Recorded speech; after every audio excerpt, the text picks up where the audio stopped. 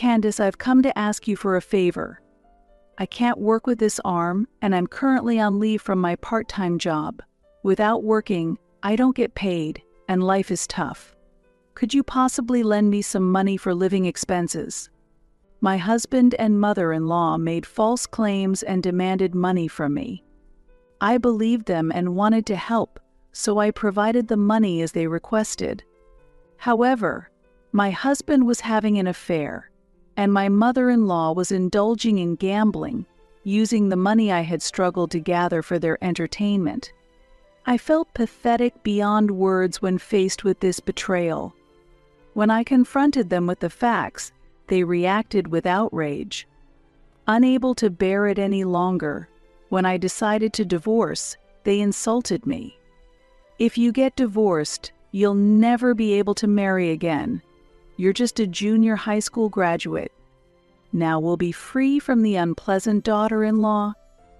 I don't mind if you divorce. Faced with my husband and mother-in-law's ruthless comments, I felt that divorce alone was not a solution. I couldn't forgive this betrayal. I planned to make them pay for the suffering they caused me. My name is Candace. I am 25 years old, and it has been 3 years since I got married. My husband, Peter, works at an apparel shop. We met when he visited the family restaurant where I was working as a part-time waitress. Have you been working here long? Yes, for about 5 years now. You've been here a long time? I always see you, so I feel familiar. Would you like to go somewhere with me next time? Surprised by his unexpected invitation, I accepted it. Having had no deep interactions with the opposite sex and living a lonely life, my heart wanted to experience youthful days. I grew up with my mother, as my father had already left us following an affair that led to my parents' divorce. My mother was a single mom and couldn't afford luxuries, but she did everything she could for me. When it was time for me to advance to high school, my mother fell ill and couldn't work, so I gave up studying and decided to support our household with my part-time job. A few years later, I met my husband, an older man. He seemed mature and was attractive to me.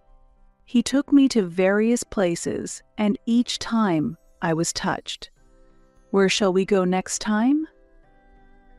The seaside is nice, and a spa trip would be fun. Right.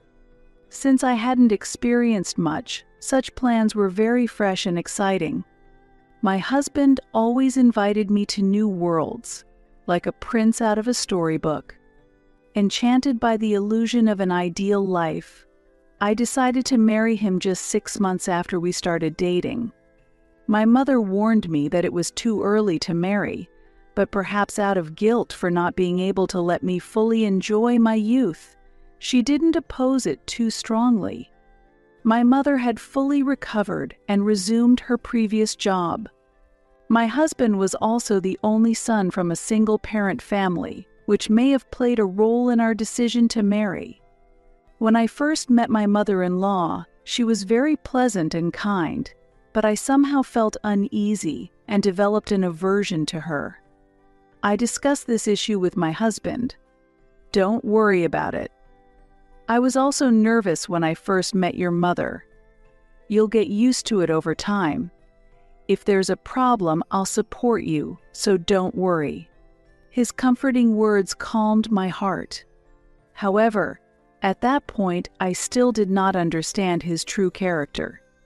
After we got married, we bought a condo. Rather than paying rent every month, it's smarter to buy a condo and pay for the mortgage. It will ultimately become an asset. That's true. Since you, Candace, have more work experience than me, it'll be easier for the mortgage to get approved in your name. Then let's do that. I was genuinely happy to be able to live with my husband and followed his suggestion without any doubt. When we started our life together, I was asked to take on night shifts at work. I'm the type who can't say no, so I reluctantly agreed. As a result, despite being newlyweds, Our time together was almost non-existent. One holiday, our days off coincided, and we were relaxing at home. "Hey, I'm sorry to ask this, but could you lend me some money?" "What happened? Why do you suddenly need money?" My husband started explaining with a serious look. "The sales at the store have dropped, and my salary has been cut. I couldn't tell you right away. That must have been tough. I'll pay you back once my salary is back to normal." "Understood. But we're a couple, so there's no need to strain yourself." "Sorry, do you still have savings?" "Yes, just a little. But don't worry, I'm making more with the night shifts. I'll cover for you, Peter. That really helps." However, I continued to support my husband financially, and I eventually lost track of how much I had lent him.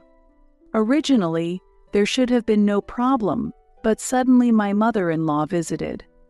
"Susan, what brings you here?" I noticed the bandage wrapped around her arm and asked in surprise. "Candace, I fell down the stairs and broke my right arm."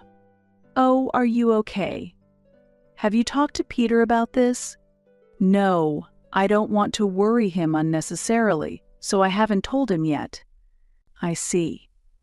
It must be hard to stand and talk here. Please come inside." We sat down in the living room and began our conversation. "Candace, I've come to ask you for a favor. I can't work with this arm, and I'm currently on leave from my part-time job. Without working, I don't get paid, and life is tough. Could you possibly lend me some money for living expenses?" "Me? Yes, there are circumstances I can't discuss with Peter. You're the only one I can ask, Candace. If there are circumstances she can't discuss with Peter, then it can't be helped." I decided to give her $2,000 for living expenses in the hope that lending money to her would improve our relationship a bit.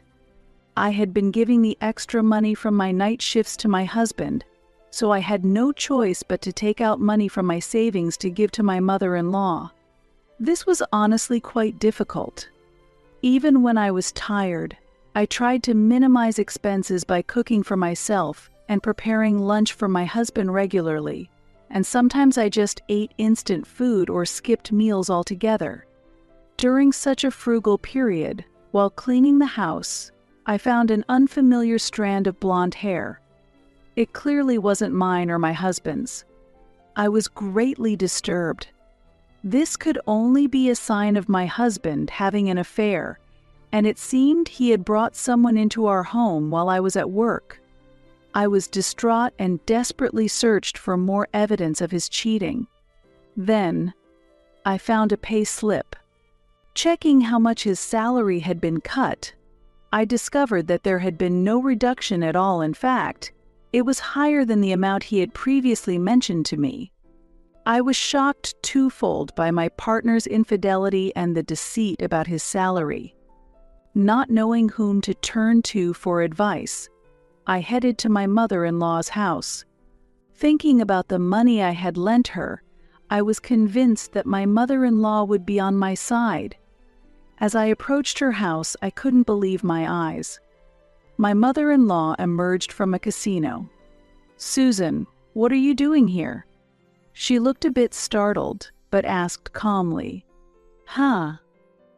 Candace, why are you here? I came to talk to you." "But you were playing slots. Being alone at home gets depressing. So I was just taking a little break." "But you're supposed to be out of money." Right. "I only used a little." "That money is the money I lent you, isn't it?" "No, it was just a little left over from my last paycheck. I'm using the money you lent me gratefully for this month's living expenses." I couldn't believe her, but the issues with my husband were more severe, so I avoided further probing. "Candace, I ended up having to take leave from work for the rest of the month, so I will have no salary next month. Could you possibly lend me some money for next month's living expenses?" Her lies were evident. She no longer had a brace on her right arm. Yet, I made a deliberate decision to lend her money to maintain a favorable position with her. Of course. But can we talk for a bit? Thank you, Candace. You really are understanding. It's such a relief. She was pleased, and we immediately proceeded to her house. Once inside, I told her everything about my husband. Men always cheat. I experienced a lot when I was young. Why don't you try fighting back, Candace? Her inappropriate suggestion shocked me. As for the money, I'm not too sure. I haven't spoken to Peter recently. But maybe watch a bit longer? He'll surely pay everything back at once. Her irresponsible comment left me speechless. So, can I borrow the money for next month's living expenses today? I have some payments coming up. What? Today? Could you come back in a week at night? That's fine. A week later was my day off, and I planned to confront my husband in front of my mother-in-law then. A week later, the day arrived. I eagerly awaited my husband and mother-in-law at our home, and she arrived first. Candace, I'm here. Susan, please come in. It's okay right here. I'll leave as soon as I get the money. I shouldn't overstay my welcome in a newlywed's home. She stated this hesitantly, but her true interest was clearly just the money. It seems her desire to see her son had also faded. Susan, you no longer need that arm brace, do you? Then there should be no problem meeting Peter. He'll be back soon, so please wait in the living room. I'll give you the money secretly so that Peter doesn't know, so don't worry. Yes, I might as well see Peter after a long time. I invited her over to use her to confront my husband. If she leaves now, the plan falls through. If she's using me, I need to use her to protect myself.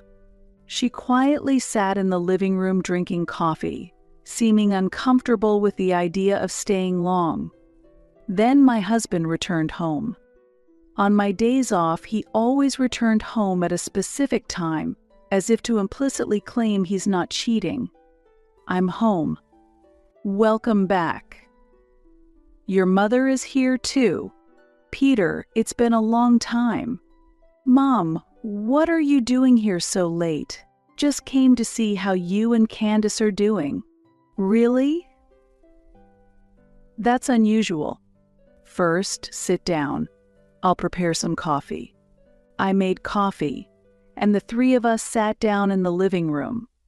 Despite it being a rare reunion, my husband and mother-in-law barely spoke. Even if there was nothing to talk about, such silence was unusual. It seems their interest in each other had faded. However, this silence provided me an environment conducive to bringing up the main topic. Actually, there's something I need to confirm with you. Since your mother is here, I'd like her to hear it too. What do you want to ask? At that moment, I took out the strand of blonde hair and showed it to them. What is this?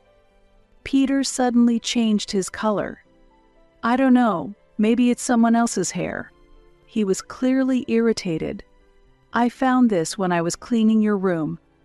Well, I deal with many people at work, so it must have stuck to my clothes. I resolved to ask him directly. Are you cheating on me? What? Of course not. Are you doubting me just because of that? It's not just the hair. There are other pieces of evidence too. I intentionally tested him. In fact, there was no other evidence. However, I intuitively felt that he was being unfaithful, though baselessly. What other evidence do you have? Be specific.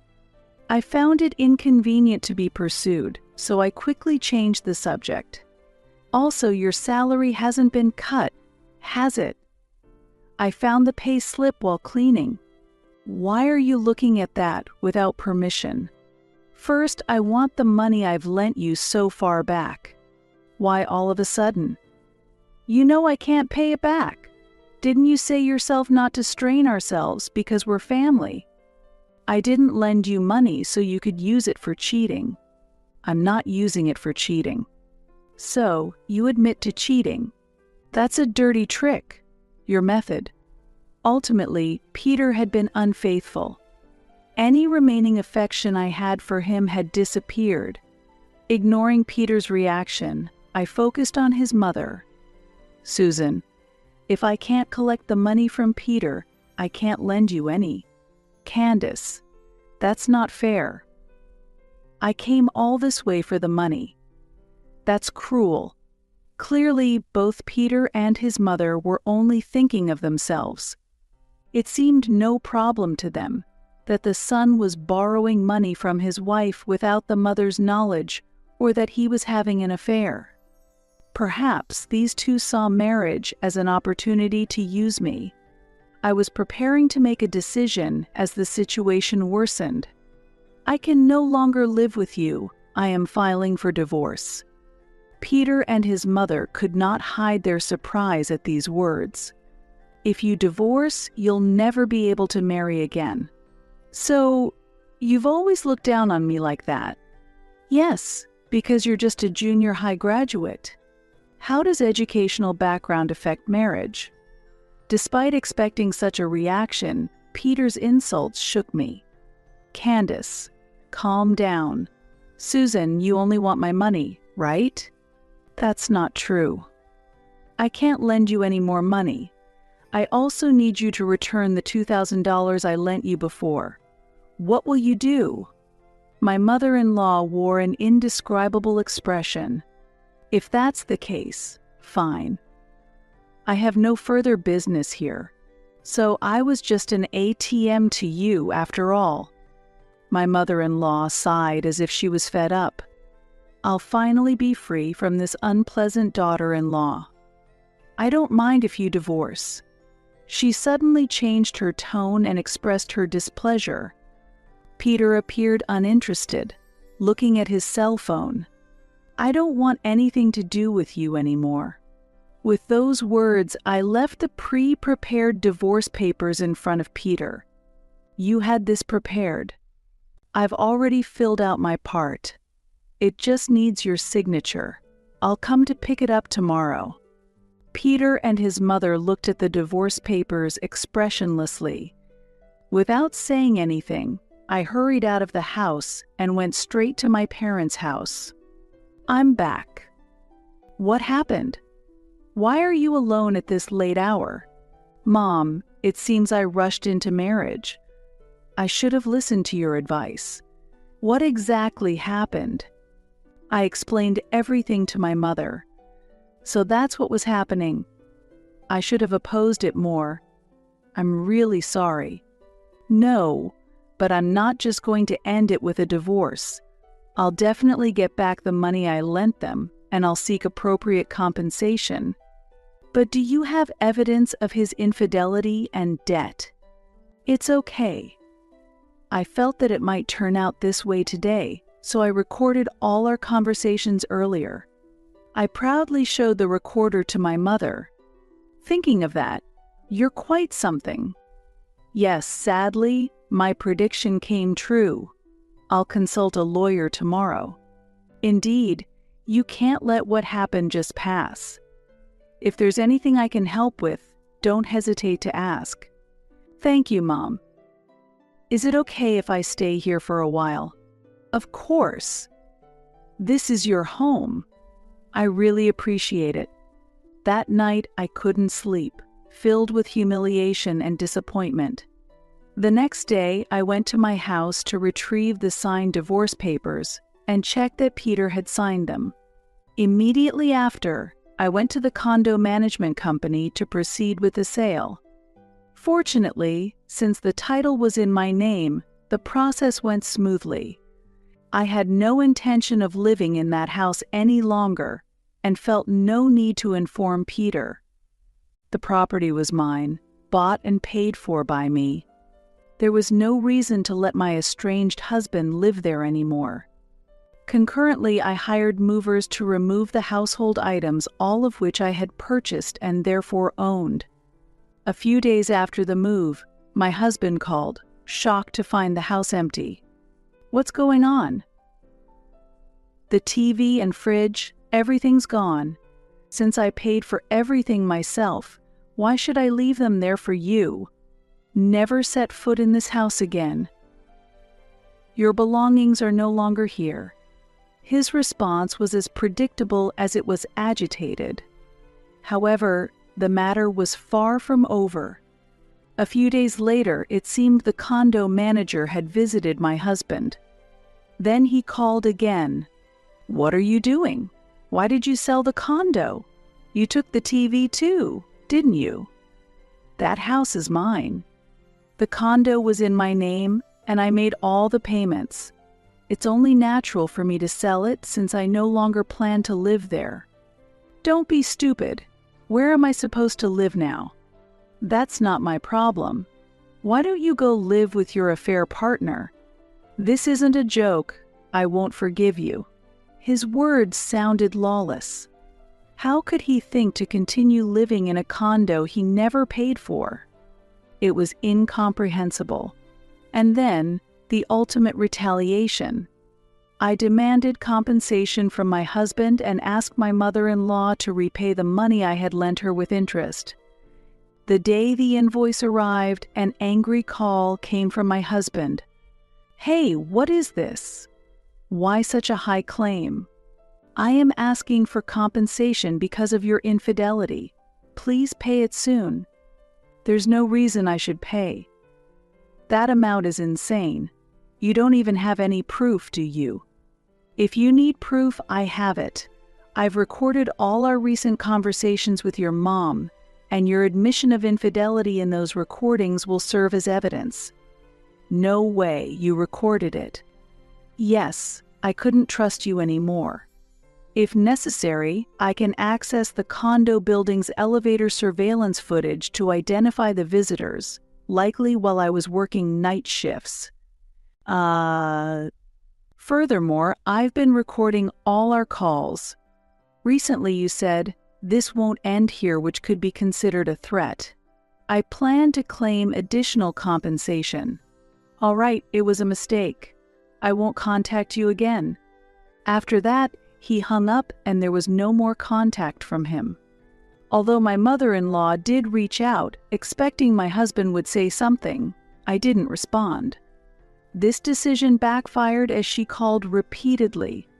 Finally, when I answered, she screamed at me, "So you finally pick up, you terrible daughter-in-law." It seemed she hadn't received any information from my husband.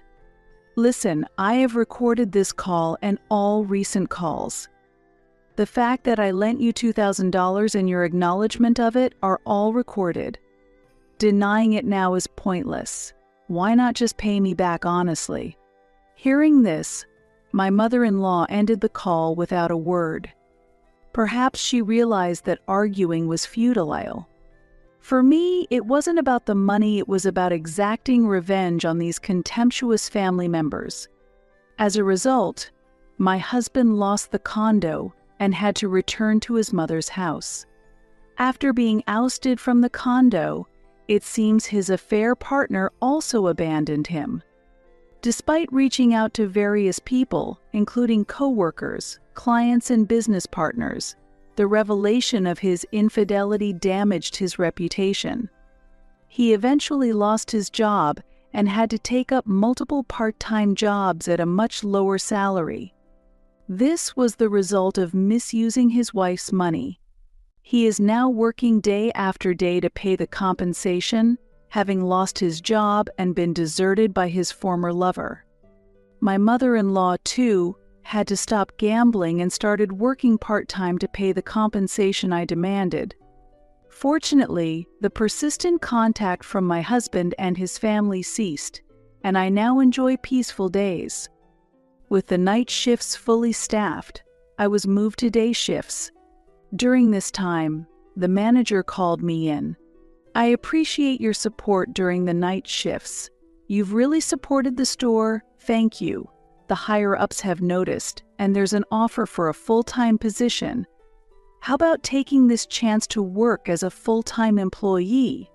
Transitioning from part-time work that I've been doing for a long time to a full-time position was a very welcome proposal. I feel young and the future looks promising, since I've risen from nothing with a middle school education to now being engaged in fulfilling work as a full-time employee.